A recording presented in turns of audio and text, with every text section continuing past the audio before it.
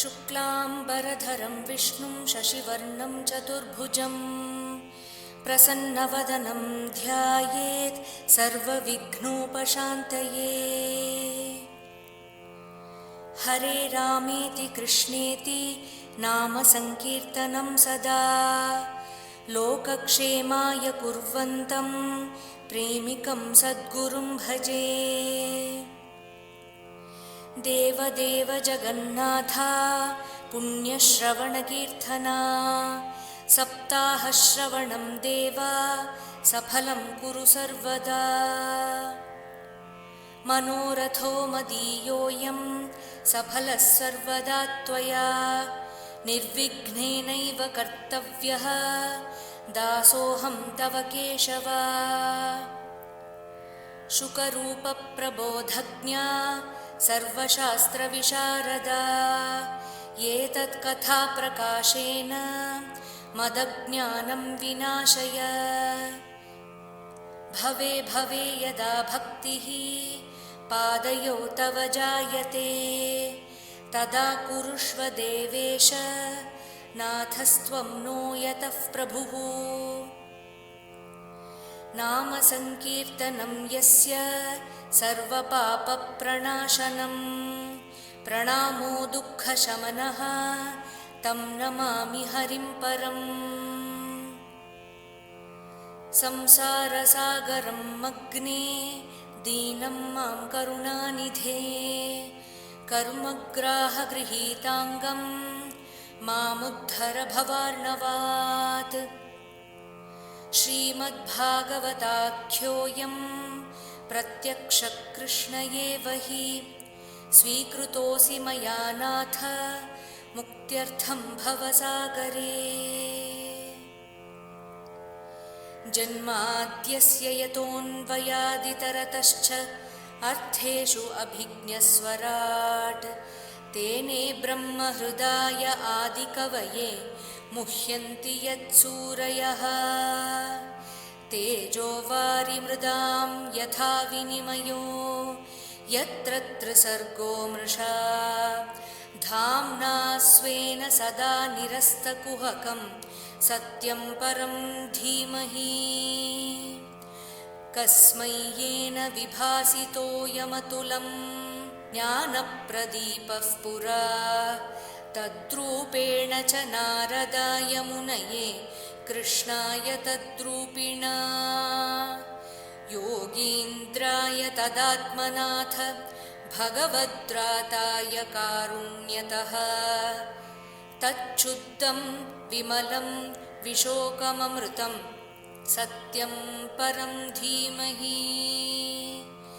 धर्मः प्रोज्झितकैतवोऽत्र परमो निर्मत्सराणां सतां वेद्यं वास्तवमत्र वस्तु शिवदं तापत्रयोन्मूलनम्। श्रीमद्भागवते महामुनिकृते किं वा परैरीश्वरः सद्यो हृद्यवरुध्यतेऽत्र कृतिभिः शुश्रूषुभिस्तत्क्षणात्। निगमकल्पतरोर्गलितं फलं शुकमुखादमृतद्रवसंयुतं पिबत भागवतं रसमालयं मुहुरहो रसिका भुवि भावुकाः। यं प्रव्रजन्तमनुपेतमपेतकृत्यं द्वैपायनो विरहकातर आजुहाव पुत्रेति तन्मयतया तरवोऽभिनेदुः तं सर्वभूतहृदयं मुनिमानतोऽस्मि। यस्वानुभावमखिलश्रुतिसारमेकम् अध्यात्मदीपम् अतितितीर्षतां तमोऽन्धम् संसारिणां करुणयाः पुराणगुह्यं तं व्याससूनुमुपयामि गुरुं मुनीनां। सच्चिदानन्दरूपाय विश्वोत्पत्त्यादिहेतवे तापत्रयविनाशाय श्रीकृष्णाय वयं नुमः। कृष्णाय वासुदेवाय देवकी नन्दनाय च नन्दगोपकुमाराय गोविन्दाय नमो नमः। कृष्णाय वासुदेवाय हरये परमात्मने प्रणतक्लेशनाशाय गोविन्दाय नमो नमः। नमः पङ्कजनाभाय नमः पङ्कजमालिने नमः पङ्कजनेत्राय नमस्ते पङ्कजाङ्घ्रये। पीताम्बरं करविराजितशङ्खचक्र कौमोदकीं सरसिजं करुणासमुद्रं राधासहायम् अतिसुन्दरमन्दहासं वातालयेशमनिशं हृदि भावयामि।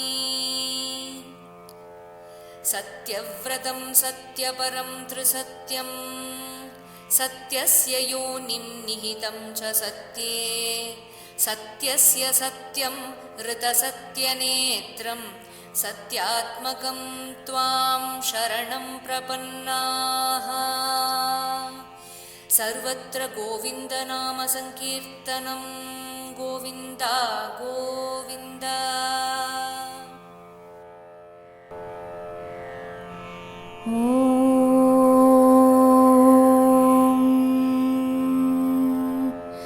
अथ श्रीमद्भागवते तृतीयस्कन्धे अष्टमोऽध्यायः।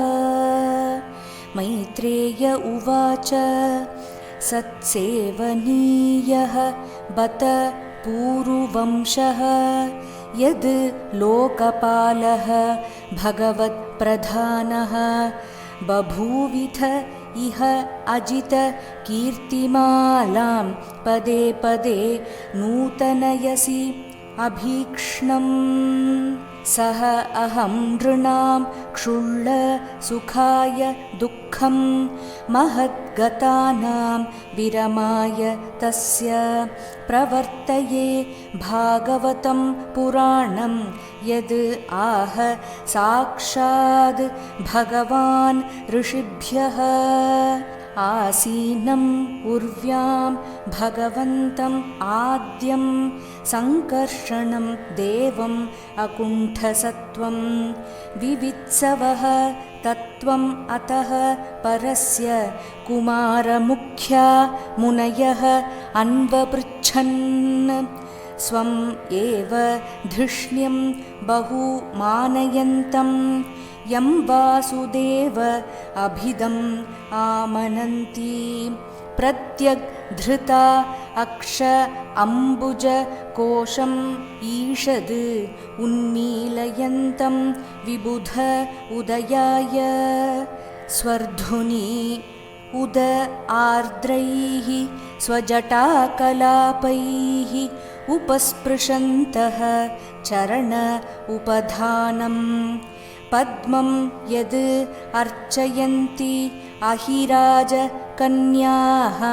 सप्रेम नानाबलिभिः वर अर्थाः मुहुः गृह्णन्तः वचसा अनुरागः मुहुः गृह्णन्तः वचसा अनुराग स्खलत्पदेन अस्य कृतानि तत् ज्ञाः किरीटसाहस्र मणिप्रवेक प्रद्योतित उद्दाम फणा सहस्रं प्रोक्तं किल एतद् भगवत्तमेन निवृत्ति धर्म अभिरताय तेन सनत्कुमाराय स च आह पृष्टः साङ्ख्यायनाय अङ्गधृतव्रताय साङ्ख्यायनः पारमहंस्य मुख्यः विवक्षमाणः भगवद्विभूतिः जगाद सह अस्मद् गुरवे अन्विताय पराशराय अथ बृहस्पतेः च प्रोवाच मह्यं स दयाळुः उक्तो मुनिः पुलस्त्येन पुराणम् आद्यं सः अहं तव एतत् कथयामि वत्स श्रद्धालवे नित्यम् अनुव्रताय उदाप्लुतं विश्वम् इदं तदा आसीद् यद् इन्द्रिय अमीलित दृक् न्यमीलयत् अहि इन्द्रतल्पे अधिशयान एकः कृतक्षणः स्व आत्मरतौ निरीहः सः अन्तःशरीरे अर्पित भूतसूक्ष्मः कालात्मिकां शक्तिम् उदीरयाणः उवास तस्मिन् सलिले पदे स्वे यथा अनलो दारुणी रुद्धवीर्यः चतुर्युगानां च सहस्रम् अप्सु स्वपन् स्वया उदीरितया स्वशक्त्या काल आख्यया आसादित कर्मतन्त्रः लोकान् अपीतान् ददृशे स्वदेहे तस्य अर्थ सूक्ष्म अभिनिविष्टदृष्टेः अन्तर्गतः अर्थः रजसा तनीयान् गुणेन काल अनुगतेन विद्धः सूष्यन् तदा अभिद्यत नाभिदेशात् सपद्मकोशः सहसा उदतिष्ठत् कालेन कर्म प्रतिबोधनेन स्वरोचिषा तत्सलिलं विशालं विद्योतयद् अर्क इव आत्मयोनिः तद् लोकपद्मं स उ एव विष्णुः प्रावीविशत् सर्वगुण अवभासं तस्मिन् स्वयं वेदमयः विधाता स्वयंभुवं यं स्म वदन्ति सः अभूत् तस्यां स च अम्भोरुह कर्णिकायाम् अवस्थितः लोकम् अपश्यमानः परिक्रमन् व्योम्नि विवृत्तनेत्रः चत्वारि लेभे अनुदिशं मुखानि तस्माद् युग अन्त श्वसन अवघूर्ण जल ऊर्मिचक्रात् सलिलाद् विरूढम् उपाश्रितः कञ्जमु लोकतत्त्वं न आत्मानम् अद्धा अविदाद् आदिदेवः क एष यः असौ अहम् अब्जपृष्ठ एतत् कुतः वा अब्जम् अनन्यद् अप्सु अस्ति हि अधस्ताद् इह किञ्चन एतद् अधिष्ठितं यत्र सतानुभाव्यम् स इत्थम् उद्वीक्ष्य तद् अब्जनाळ नाडीभिः अन्तर्जलम् आविवेश न अर्वागतः तत्खरनाल नाळनाभिं विचिन्वन् तद् अविन्दत अजः तमसि अपारे विदुर आत्मसर्गं विचिन्वतः अभूत् सुमहान् त्रिनेमिः यः देहभाजां भयम् ईरयाणः परिक्षिणोति आयुः अजस्य हेतिः ततः निवृत्तः अप्रतिलब्धकामः स्वधिष्ण्यम् आसाद्य पुनः स देवः शनैः जित श्वास निवृत्तचित्तो न्यषीदद् आरूढ समाधियोगः कालेन सह अजः पुरुष आयुष अभिप्रवृत्तयोगेन विरूढबोधः स्वयं तद् अन्तर्हृदये अवभातम् अपश्यत यद् न पूर्वं मृणाल गौर आयत शेषभोग पर्यङ्क एकं पुरुषं शयानं फण आतपत्र अयुत मूर्धरत्न द्युभिः हतध्वान्त युगान्त तोये प्रेक्षां क्षिपन्तं हरित उपल आद्रेः सन्ध्या अभ्रनीवेः उरु रुक्ममूर्ध्नः रत्न उदधार औषधि सौमनस्य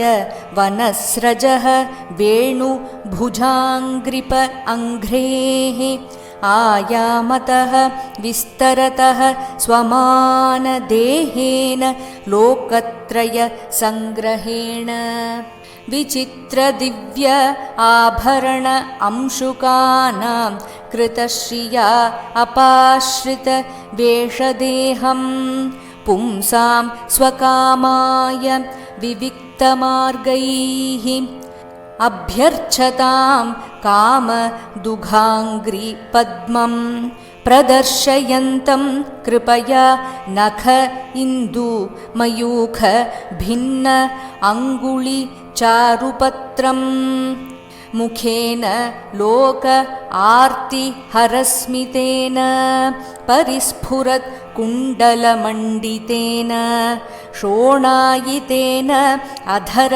बिम्बभासा प्रत्यर्हयन्तं सुनसेन शुभ्र्वा कदम्ब किञ्जल्क पिशङ्गवाससा स्वलङ्कृतं मेखलया नितम्बे हारेण च अनन्तधनेन वत्स श्रीवत्सवक्षः स्थलवल्लभेन परार्ध्य केयूरमणिप्रवेक पर्यस्त दोर्दण्ड सहस्रशाखम् अव्यक्तमूलं भुवनाङ्ग्रिप इन्द्र महीन्द्रभोगैः अधिवीत वल्शम् चर अचर ओको भगवन् महीध्र अहीन्द्रबन्धुं सलिल उपगूढं किरीट साहस्र हिरण्यशृङ्गम् आविर्भवत् कौस्तुभरत्नगर्भम् निवीतम् आम्नाय मधुव्रतश्रिया स्वकीर्तिमय्या वनमालया हरिं सूर्य इन्दु वायु अग्नि अगमं त्रिधामभिः परिक्रमत् प्राधनिकैः दुरासदं तर्हि एव तद् नाभिसर सरोजम् आत्मानम् अम्भः श्वसनं वियत् च ददर्श देवः जगतः विधाता नातः परं लोकविसर्गदृष्टिः स कर्मबीजं रजसा उपरक्तः प्रजाः सिसृक्षयन् यद् एव दृष्ट्वा अस्तौद् विसर्ग अभिमुखः तमीड्यम् अव्यक्त वर्त्मनि अभिवेशितात्मा इति श्रीमद्भागवते महापुराणे पारमहंस्यां संहितायां तृतीयस्कन्धे अष्टमोऽध्यायः। श्रीहरये नमः। श्रीहरये नमः। श्रीहरये नमः। सर्वत्र गोविन्दनामसङ्कीर्तनं गोविन्द गोविन्द।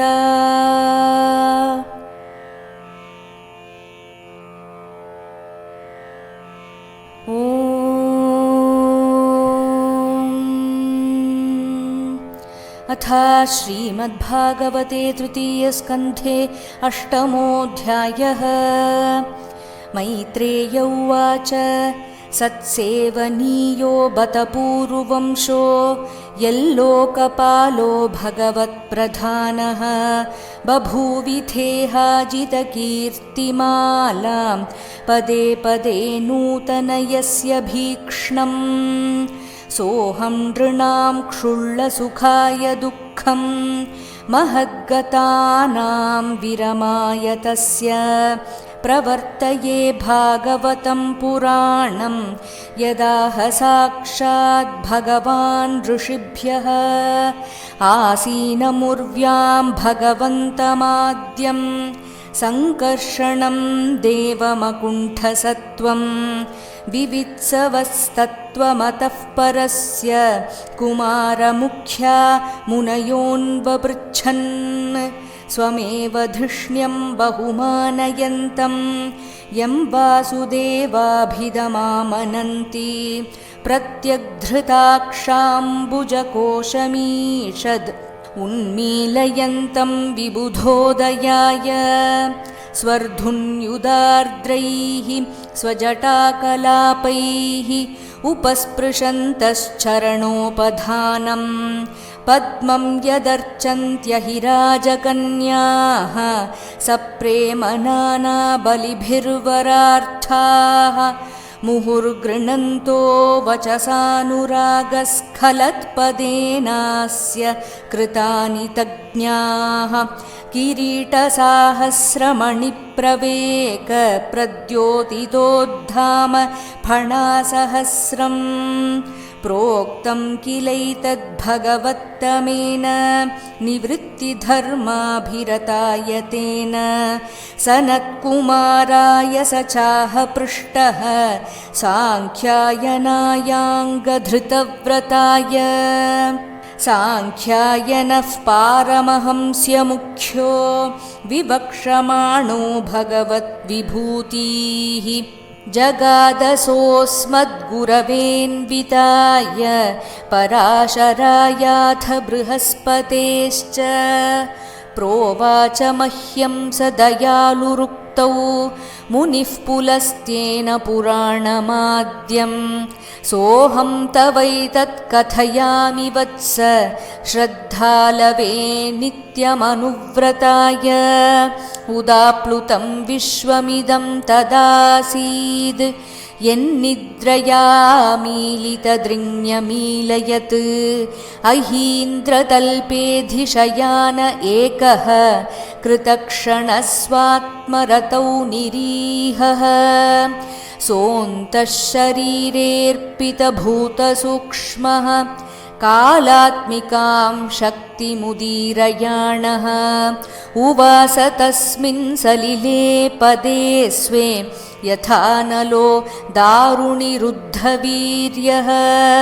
चतुर्युगानां च सहस्रमप्सु स्वपन् स्वयोदीरितया स्वशक्त्या कालाख्यया सादितकर्मतन्त्रो लोकानपीतान् ददृशे स्वदेहे तस्यार्थसूक्ष्माभिनिविष्टदृष्टेः अन्तर्गतोऽर्थो रजसा तनीयान् गुणेन कालानुगतेन विद्धः सूक्ष्यंस्तदा भिद्यतनाभिदेशात्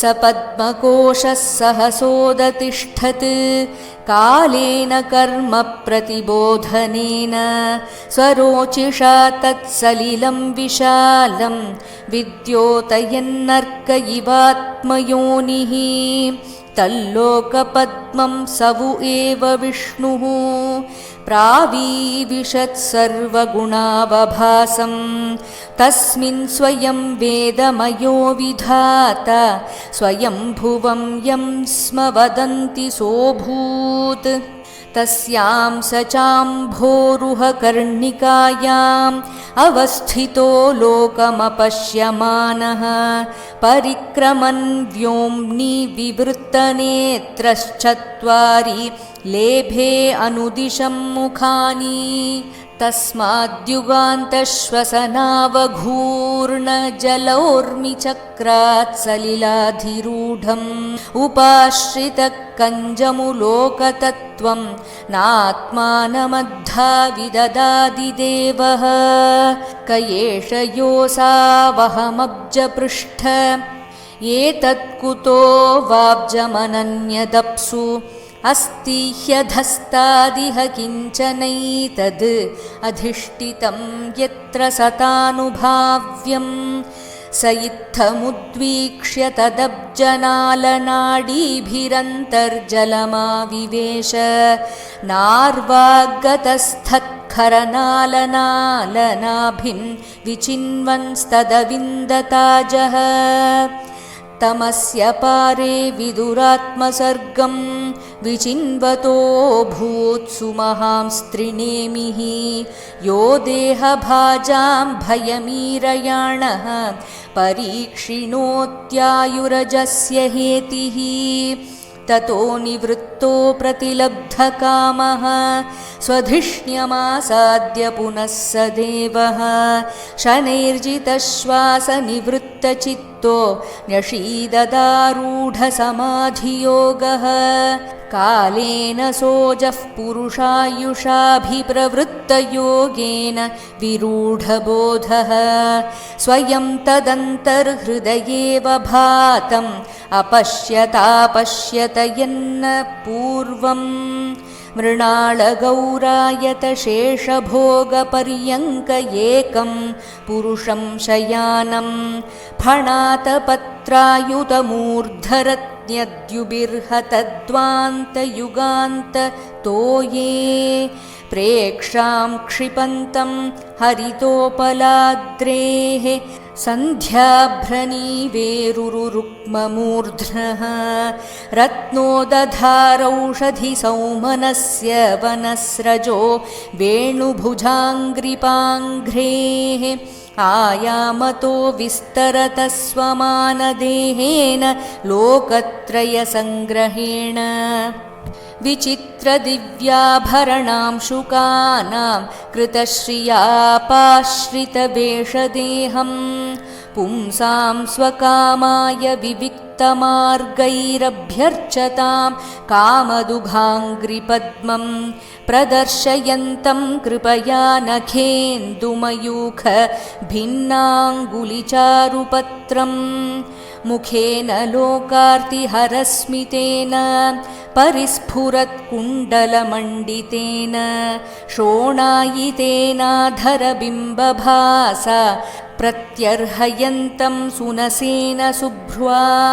कदम्बकिञ्जल्कपिशङ्गवाससा स्वलङ्कृतं मेखलया नितम्बे हारेण चानन्तधनेन वत्स श्रीवत्सवक्षस्थलवल्लभेन परार्ध्यकेयूरमणिप्रवेकपर्यस्तदोर्दण्डसहस्रशाखम् अव्यक्तमूलं भुवनाङ्घ्रिपेन्द्रं महीन्द्र भोगैः अधिवीतवल्शम् चराचरौको भगवन्महीध्रम् अहीन्द्रबन्धुं सलिलोपगूढं किरीटसाहस्रहिरण्यशृङ्गम् आविर्भवत्कौस्तुभरत्नगर्भम् निवीतमाम्नाय मधुव्रतश्रिया स्वकीर्तिमय्या वनमालया हरिं